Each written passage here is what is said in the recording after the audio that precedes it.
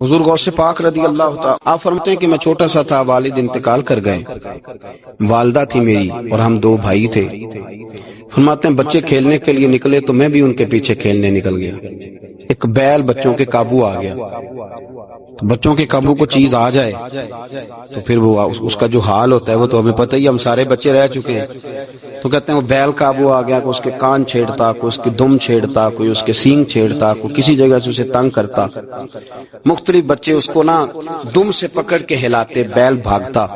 حضور غوث پاک فرماتے ہیں میں بھی آگے بڑھا، اور میں نے جب اس کی دم پکڑ کے ہلائی تو بیل نے میری طرف منہ کیا اور کہنے لگا عبد القادر تو نہ ایسے کر، بول کے کہنے لگا تو نہ ایسے کر، تجھے رب نے ان کاموں کے لیے پیدا نہیں فرمایا۔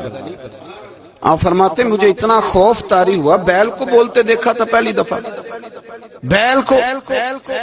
اب میرے سنی کو بھی دلیلوں کی ضرورت ہوتی ہے، دلیل نہ دیں، کسی بزرگ کی بات سنائیں تو سنی بھی تھوڑا تھوڑا دائیں بائیں دیکھتا ہے۔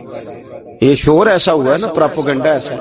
میں حدیث پاک سنا دیتا ہوں۔ رسول کریم صلی اللہ تعالی علیہ وآلہ وسلم فرماتے ہیں ایک شخص نے بیل پہ سواری کر لی تھی۔ بیل سواری کے لیے نہیں پیدا کیا گیا، سواری کے لیے اونٹ ہیں، خچر ہیں، گھوڑے ہیں، گدھے ہیں۔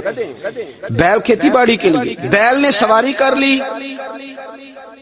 اس شخص نے جب بیل پہ سواری کی تو بیل پیچھے مڑ کے دیکھنے لگا اور کہنے لگا یار تو بڑا بیوقوف ہے۔ بول کے بیل حضور کے زمانے میں کہنے لگا مجھے اللہ نے سواری کے لیے نہیں پیدا کیا، میرے سے وہ کام